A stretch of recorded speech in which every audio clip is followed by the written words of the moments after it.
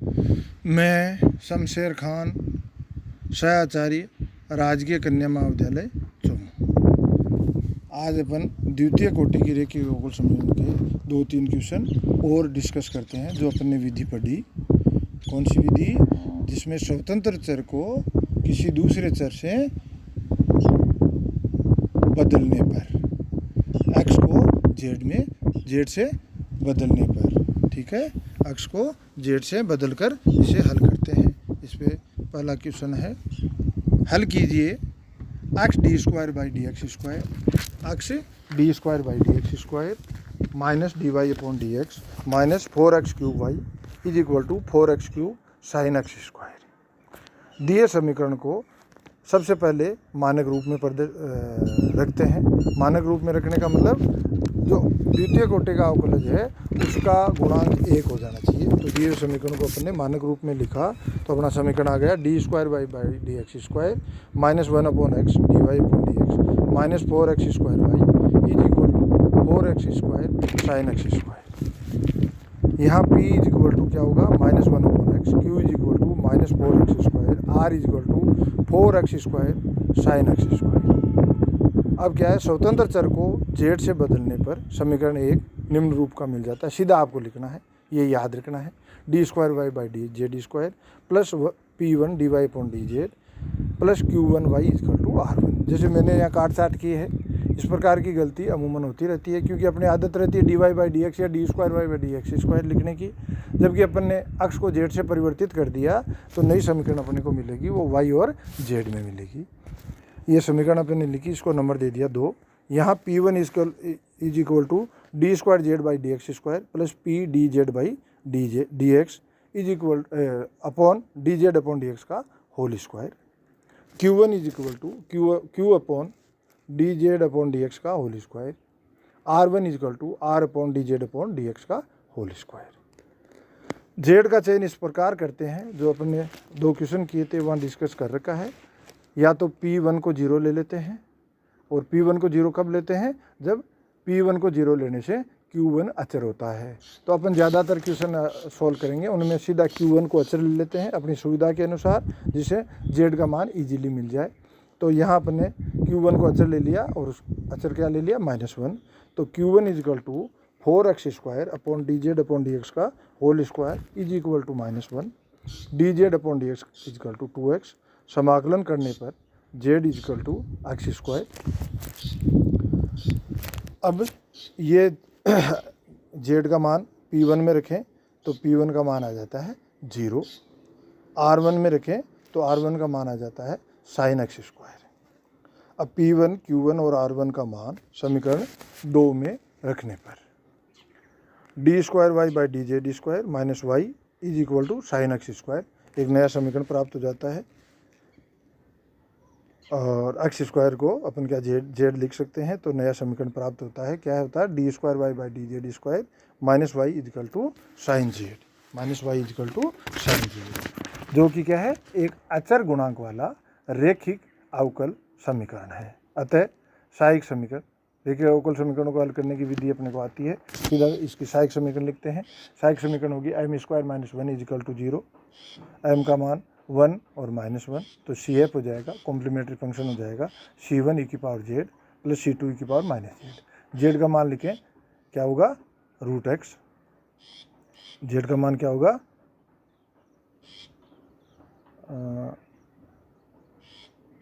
z का मान होगा, यहाँ z का मान होगा x²। z का मान होगा, मैंने यहाँ √x लिख दिया, इसका थोड़ा करेक्ट कर लेना।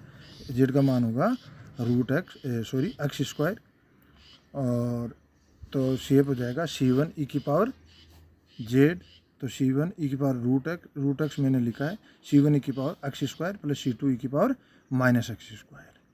PI is equal to 1 upon d² - 1 sin z। वो साइन वाली PI निकालने की जो sine cos AX sin x वाली विधि लगाएं तो अपने पास PI प्राप्त हो जाता है -1/2 sin x²। तो अपना इस समीकरण का हल क्या हो जाएगा? y is equal to C1 e की पावर x², C2 e की पावर -x² -1/2 sin x², जो कि दिए अवकल समीकरण का अभीष्ट हल है।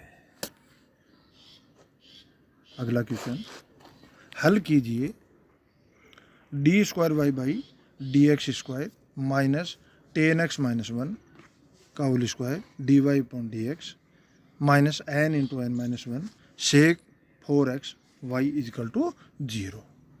दिया हुआ समीकरण मानक रूप में पहले से हैं, तो p इजकल टू माइनस कोष्टक में 10x माइनस 1 का whole square q is equal to minus N into N minus 1 sec 4x r is equal to 0। सारे क्वेश्चन मेथड सेम है। अगला स्टेप क्या होगा, स्वतंत्र चर x को z से परिवर्तित करने पर समीकरण एक का रूपांतरित रूप क्या हो जाएगा, सीधा याद रखना है, D square Y by D Z square plus P one D Y by D Z plus Q one Y is equal to R one, जहाँ पी वन क्या है भाई, D square Z by D x square plus P D Z by D x upon D Z by D x का whole square, Q one क्या है, Q upon D Z upon D x का whole square, are one क्या है, R upon D Z by D x का whole square. अब वही Z का चयन इस प्रकार करते हैं कि क्यू क्या हो जाए, अचर हो जाए, तो क्यू को अचर मान लेते हैं। क्यू वन इजकल टू, मैंने कहा सुविधा से, खुद के दिमाग से भाई अपने को आगे जाके जेड का मान निकालने में सुविधा रहे, ऐसा अचर मान लेते हैं। तो Q one is equal to minus N into N minus one अपने ले लिया, तो Q one is equal to minus N into N minus one sec 4x upon D Z by D x का whole square is equal to minus N into N minus one, then d Z upon D x का is equal to D Z upon D x is equal to sec square x या Z is equal to 10x, समाकलन करने से 10 Z is equal to क्या आ जाएगा 10x। P1 का मान, P1 में अगर जेड का मान रखें तो P1 का मान आ जाता है 1, R1 इज इक्वल टू 0 क्योंकि R का मान 0 है। तो P1 Q1 R1 का मान समीकरण 2 में रखने पर अपने को नया समीकरण प्राप्त होता है, वो है D square Y by D Z square plus D Y upon D Z minus N into N minus one Y is equal to 0। ये कैसा अवकल समीकरण है, वही अचर गुणांक वाला रेखिक अवकल समीकरण है, जिसका सहायक समीकरण क्या होगा भाई, M square plus M minus N into N minus one is equal to 0। इसे हल करें तो एम का मान आ जाता है माइनस एन और एन माइनस वन, तो सी एफ हो जाएगा अपना C1 ई की power minus N Z plus C2 E की power N minus one Z. और फिर अपन जेड का मान रखें, जेड का मान क्या है 10x यदि रखें तो अपना CF क्या हो जाएगा C1 ई की power minus N 10x plus C2 E की power N minus one 10x। फलतः समीकरण का अभिष्ट हल यही CF ही अभिष्ट हल हो जाएगा। क्यों हो जाएगा भाई, PI का मान क्या हो जाएगा, यहाँ 0 होगा, क्यों होगा, R1 का मान 0 है, इक्वल टू 0 है, इसलिए दिए हुए समीकरण का अभिष्ट हल क्या हो जाएगा, y is equal to C1 E की power minus N 10x plus C2 E की power N minus one 10x। अगला क्वेश्चन, हल कीजिए x की power 6 D square Y by D x square plus 3x की power 5 D Y upon D X plus A square Y is equal to minus 1 upon x square. ये दिया हुआ समीकरण है। इसे सबसे पहले मानक रूप में लिखेंगे। मानक रूप में लिखने के बाद p का मान आ जाएगा 3 अपॉन एक्स, q का मान हो जाएगा ए स्क्वायर अपॉन एक्स की पावर 6 और r का मान हो जाएगा 1 अपॉन एक्स की पावर 8। मैंने यहाँ इसका मानक रूप लिखा नहीं है, आपको ये शॉर्टकट नहीं कर चलना है, मैंने तो इतने क्वेश्चन बता दिए इसलिए मैंने इसे आपके लिए छोड़ा है। ये स्टेप आपको लिखना है, वो पिछले मेथड से लिखना है। क्या लिखना है कि दिए हुए समीकरण को मानक रूप में लिखने पर पहले मानक रूप में लिखो, फिर पी क्यू आर के मान लिखो जो मैंने लिख दिए। अब स्वतंत्र चर x को z से परिवर्तित करने पर दिया हुआ समीकरण किस रूप का हो जाएगा, वो याद रखना है। सीधा लिखना है आपको d square y upon D Z square plus P1 dy upon D Z plus Q1 y is equal to R1, जहाँ P1 इजकल टू क्या होता है भाई, D square z upon D x square plus P D Z upon D x upon D Z upon D x का whole square. Q1 is equal to q upon D Z upon D x का whole square. R1 is equal to D Z R upon D Z upon D x का whole square. अब आगे Z का चयन इस प्रकार करते हैं कि Q1 अचर हो जाए। Q1 को अचर ले लेते हैं, तो Q1 इजकल टू अपने ले लिया ए स्क्वायर, अचर ले लिया, तो Q1 is equal to a square upon x की power 6 upon D Z upon D x का whole square is equal to a square. तो D Z upon D x क्या हो जाएगा, 1 अपॉन एक्स की पावर 6, या D Z upon D x का मान का होल स्क्वायर का मान हो जाएगा 1 अपॉन एक्स की पावर 6। तो D Z upon D x is equal to 1 upon x की पावर 3, और इससे जेड का मान आ जाएगा -1 अपॉन 2x स्क्वायर।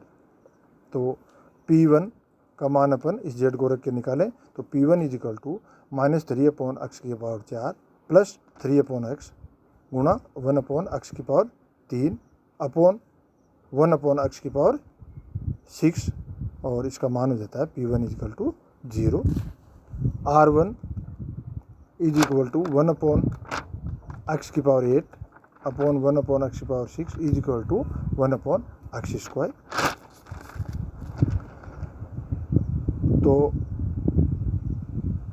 ये हो गया आपका P1 R1 और Q1 अपन ने मान रखा है। तो P1 Q1 और R1 का मान समीकरण 2 में रखने पर d square y upon D Z square plus A square Y is equal to 1 upon x square, जो कि एक अचर गुणांक वाला रेखीय अवकल समीकरण है, जिसे अपन लिख सकते हैं d square plus A square Y is equal to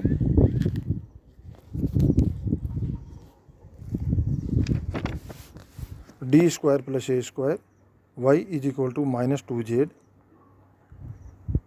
तो इसका सहायक समीकरण होगा m square plus A square is equal to 0, या m is equal to plus minus a iota. C F हो जाएगा C1 is equal to cos a z plus C2 sine a z. यहाँ और PI क्या हो जाएगा 1 upon D square plus ए square minus गुणा में -2z, 1 upon a square common ले लिया और 1 plus D square upon a square को ऊपर कहाँ ले गए तो माइनस उसकी घात हो गई -1 गुणा में -2z। तो अगला स्टेप हो जाएगा 1 अपॉन ए स्क्वायर कोष्टक में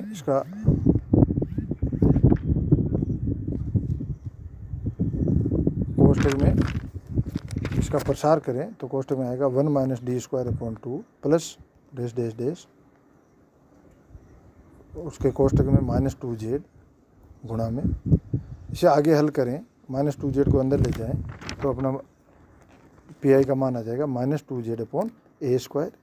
तो जो समीकरण अपने को प्राप्त हुआ अचर गुणांक वाला रेखीय अवकल समीकरण, उसका हल हो जाएगा y is equal to C1 cos a z plus C2 sine a z -2z upon a square, और जेड का मान रखें तो ये इसका हल हो जाएगा C1 cos a upon 2x square minus C2 sine a upon वापस बोल देता हूँ कहीं, y इजकल टू अपने पास क्या आएगा, जेड का मान रखने पर C1 cos a upon 2x square minus C2 sine a upon 2x square plus 1 upon a square x square, जो कि अपने दिए अवकल समीकरण का अभीष्ट हल होगा। धन्यवाद।